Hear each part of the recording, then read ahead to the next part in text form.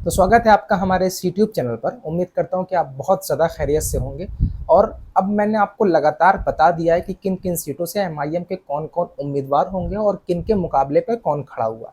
लेकिन अब मैं बताना शुरू कर देता हूं, अभी से नोट कर लीजिएगा, रिकॉर्ड कर लीजिएगा। जब चुनाव के नतीजे आए तो मेरी ऑडियो को, मेरी वीडियो को मैच कीजिएगा कि मैंने क्या बोला था। खैर, वारिस पठान साहब जिस सीट से चुनाव लड़ रहे हैं यानी भिवंडी वेस्ट से, क्या चुनाव जीत सकते हैं? तो मेरा जवाब है बिल्कुल हाँ, जीत सकते हैं। पिछली बार यहाँ पर कांग्रेस तीसरे नंबर पर थी, बल्कि एमआईएम यहाँ पर दूसरे नंबर पर थी। अब मैं आपको बताता हूँ वारिस पठान साहब जहाँ से चुनाव लड़ रहे हैं, पिछली बार वहां से जो एमआईएम के कैंडिडेट थे ऑल इंडिया मजलिस इत्तेहादुल मुस्लिमीन के, उन्होंने कितना वोट हासिल किया था। अगर आप मेरे इस चैनल पर नए हैं तो मेरे इस यूट्यूब चैनल को सब्सक्राइब कर लीजिएगा। और मुझे पता नहीं कि आप किस शहर से मुझे देखते हैं, मेरी वीडियो कहां तक जाती है, तो कमेंट में जाकर के अपने शहर का नाम लिखिएगा ताकि मुझे पता चल सके कि मेरी वीडियो किस किस शहरों से देखी जाती है। खैर चलिए, आपका वक्त ना बर्बाद करते हुए सबसे पहले मैं आपको बता दूं, प्रेजेंट टाइम के जो कैंडिडेट है वारिस पठान साहब, जो कि भिवंडी वेस्ट से चुनाव लड़ रहे हैं।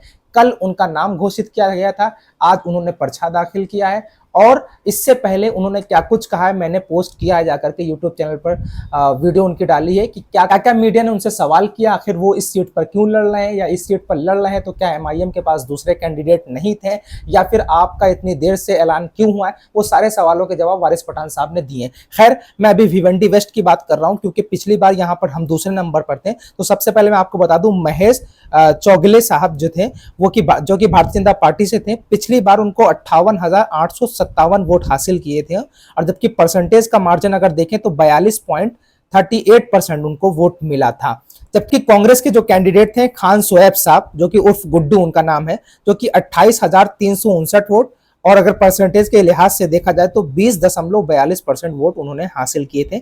जबकि यहां नोटा को वोट पड़े थे 1886।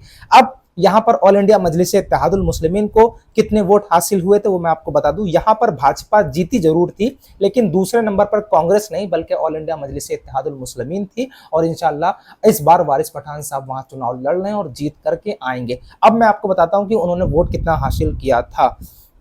43,945 वोट हासिल किए थे ऑल इंडिया मजलिस इत्तेहादुल मुस्लिमीन के कैंडिडेट, यानी 31.65% वोट हासिल किए थे हमने भिवंडी वेस्ट पे। जबकि जीत का मार्जिन आप कैलकुलेट कर लीजिएगा, 58,857 वोटों से भारतीय जनता पार्टी के कैंडिडेट जीते थे। जबकि ऑल इंडिया मजलिस इत्तेहादुल मुस्लिमीन के कैंडिडेट 43,945 वोट उन्होंने हासिल किए थे। आप जीत का मार्जिन लगभग देख रहे होंगे 15,000 वोट का है। तो खैर, मैं ऐसे तमाम जो है विश्लेषण लाता रहूंगा और तमाम सीटों पर जो जीत है, जहां पर हार होने वाली है। देखिए, हम आपको बता दें, एमआईएम जिन जिन सीटों पर लड़ रही, इसीलिए 288 विधानसभा सीटें हैं।